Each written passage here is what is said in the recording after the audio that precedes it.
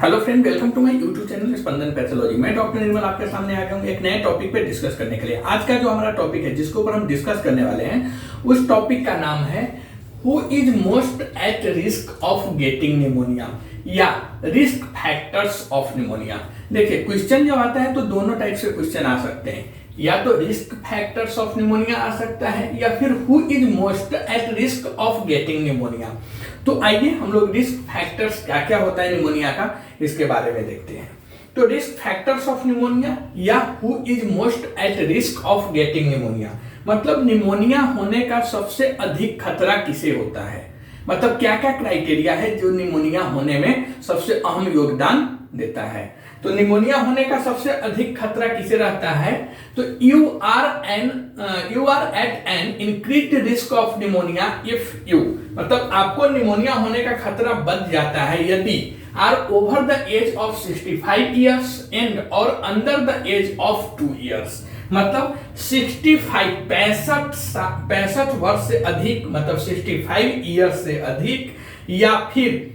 2 year से कम, मतलब 2 साल 2 वर्ष से कम आयु के अगर आप हैं तो निमोनिया होने का चांस आपको ज्यादा रहेगा। ओके, रिस्क फैक्टर्स में आता है यह risk factors of pneumonia. Question आएगा तो उसका आंसर आप ऐसे लिख सकते हैं, या फिर who is most at risk of getting pneumonia, मतलब निमोनिया होने का सबसे अधिक खतरा किसे है, ऐसा भी क्वेश्चन आता है तो आप आंसर यही लिखेंगे। दोनों मिला जुला के क्वेश्चन सेम ही है, रिस्क फैक्टर्स ऑफ निमोनिया या फिर who is most at risk of getting pneumonia. Okay, तो पहला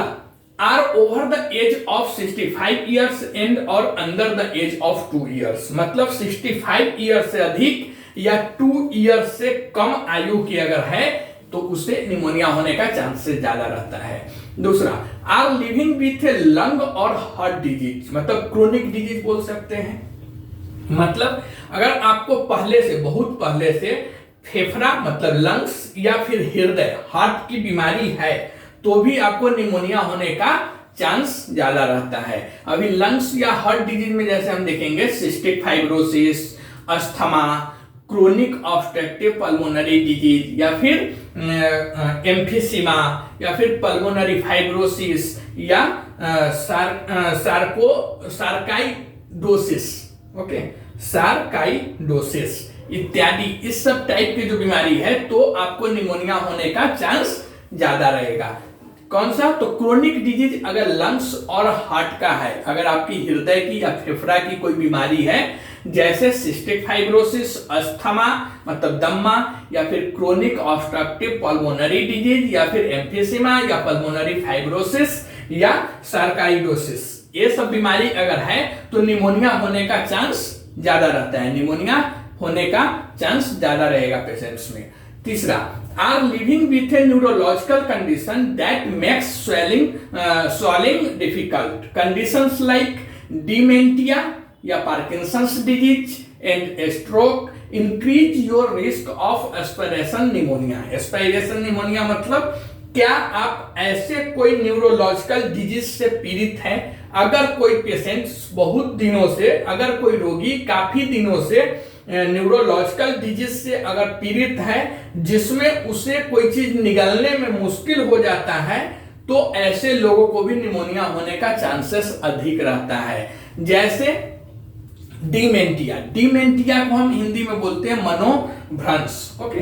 मनोभ्रंश, पार्किंसंस डिजीज एंड स्ट्रोक, यह सब जो कंडीशन होती है ऐसे कंडीशन में निमोनिया होने का, निमोनिया में मेनली एस्पिरेशन निमोनिया होने का चांस पेशेंट्स को अधिक रहता है। ओके, तो तीसरा क्या था, are living with a neurological condition that makes swallowing difficult, conditions like dementia, Parkinson's disease and stroke increase your risk of aspiration pneumonia, मतलब कि क्या आप ऐसे न्यूरोलॉजिकल डिजीज से पीड़ित हैं जिसमें निगलना मुश्किल हो जाता है, जैसे डिमेंटिया मतलब मनोभ्रंश, पार्किंसन डिजीज और स्ट्रोक जैसी कंडीशंस में आपको एस्पिरेशन निमोनिया होने का खतरा बढ़ जाता है। ओके, नेक्स्ट स्मोकिंग, अगर आप धूम्रपान कर रहे हैं, स्मोकिंग में मेनली जैसे सिगरेट पीना, बीड़ी पीना, हुक्का पीना, जिसमें धुआं आप अपने अंदर ले रहे हैं तो ऐसे लोगों को भी निमोनिया होने का चांसेस अधिक रहता है, निमोनिया होने का खतरा अधिक रहता है, जो लोग धुआं अपने अंदर लेते हैं, स्मोकिंग करते हैं। Okay, next, are in the hospital और at a long term health care facility, मतलब हॉस्पिटल में या किसी लंबे समय से दीर्घकालिक, जिसे बोलेंगे दीर्घकालिक हेल्थ केयर देखभाल सुविधा में है, तो ऐसे लोगों को भी हॉस्पिटल एक्वायर्ड या फिर हेल्थ केयर एसोसिएटेड निमोनिया होने का चांस ज्यादा रहता है। आर प्रेग्नेंट, प्रेग्नेंट लेडीज में भी निमोनिया होने का खतरा अधिक रहता है। Next, have a weakened immune system, मतलब कि आपकी प्रतिरक्षा प्रणाली अगर कमजोर है, have a weakened immune system, you might have a weakened immune system if you are on chemotherapy treatment और ऑन ऑर्गन ट्रांसप्लांट रेसिपिएंट्स या are living with HIV, AIDS और taking medications that suppress your immune system, मतलब कि अगर आपकी प्रतिरक्षा प्रणाली कमजोर है तो भी आपको निमोनिया होने का खतरा अधिक रहेगा। निमोनिया होने का चांसेस ऐसे लोगों में बढ़ जाता है जिनका प्रतिरक्षा प्रणाली, जिसे हम इंग्लिश में इम्यून सिस्टम बोलते हैं, वह अगर कमजोर है तो। या यदि आप कीमोथेरेपी ट्रीटमेंट ले रहे हैं, जो कीमोथेरेपी ट्रीटमेंट कैंसर्स के इलाज में यूज किया जाता है, अगर कीमोथेरेपी ट्रीटमेंट ले रहे हैं या अंग प्रत्यारोपण करवा चुके हैं, जिसे हम ऑर्गन ट्रांसप्लांट रिसिपिएंट्स, जैसे आपका किडनी ट्रांसप्लांट या कोई अदर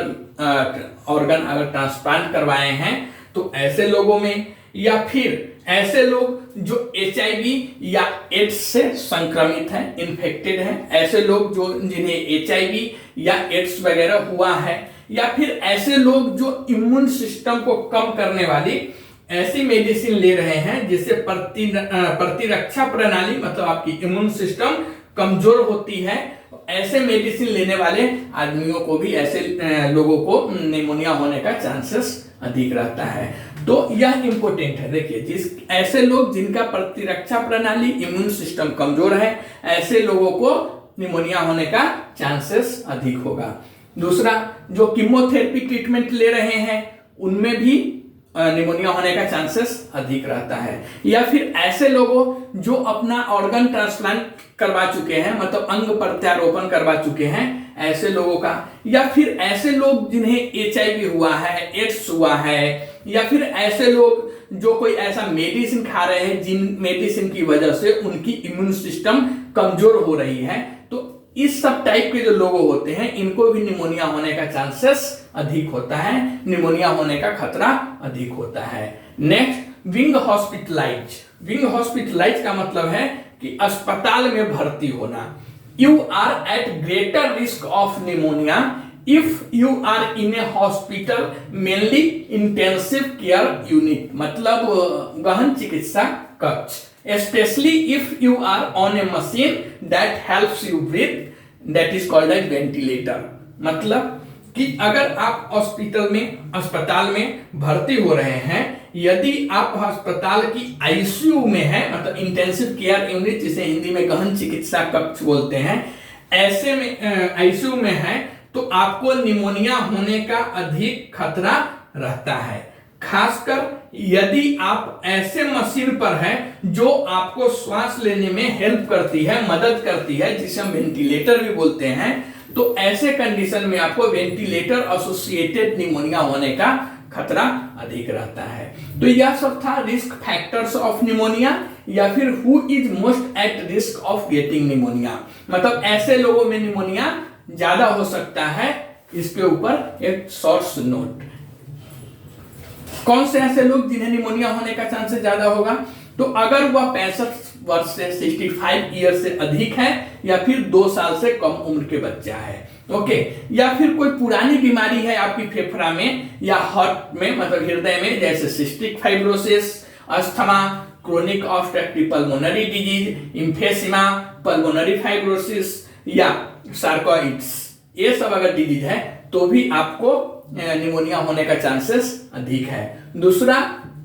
अगर कोई न्यूरोलॉजिकल कंडीशंस है, न्यूरोलॉजिकल डिजीज है जिसमें कुछ खाने या निगलने में आपको मुश्किल हो रही है, जैसे डिमेंटिया मतलब मनोभ्रंश या फिर पार्किंसंस डिजीज या स्ट्रोक, तो भी आपको स्पाइरेशन निमोनिया होने का चांसेस अधिक है। स्मोकिंग करने से भी निमोनिया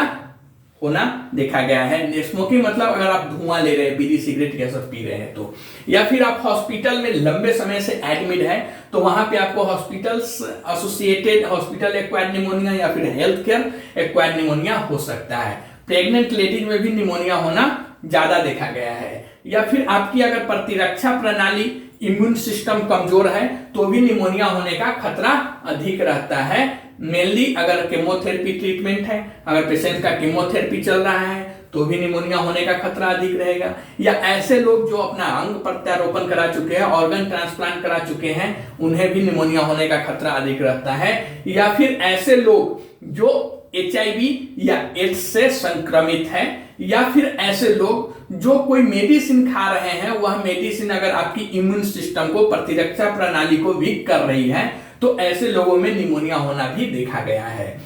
नेक्स्ट, ऐसे निमोनिया भी होता है कि अगर आप लंबे समय से किसी हॉस्पिटल में एडमिट है और मेनली ऐसे मशीन पर एडमिट है जो आपको श्वास लेने में मदद करता है, हेल्प करता है, जिसे हम वेंटिलेटर बोलते हैं, तो अगर आप किसी हॉस्पिटल में मेनली ICU में, इंटेंसिव केयर यूनिट जिसे हिंदी में हम गहन चिकित्सा कक्ष बोलेंगे, वहां पे अगर एडमिट है, वेंटिलेटर पे एडमिट है, तो आपको ज्यादा रिस्क रहेगा कि वेंटिलेटर एसोसिएटेड निमोनिया हो सकता है। तो यह सब रिस्क फैक्टर्स होता है निमोनिया का। कमेंट्स करके बताइए यह वीडियो आपको कैसा लगा। अगर यह वीडियो आपको अच्छा लगा और आप हमारे चैनल पर नए हैं तो प्लीज इस चैनल को सब्सक्राइब कीजिए, लाइक कीजिए, शेयर कीजिए, कमेंट्स करके बताइए यह वीडियो आपको कैसा लगा। मिलते हैं नए वीडियो में, तब तक के लिए थैंक यू।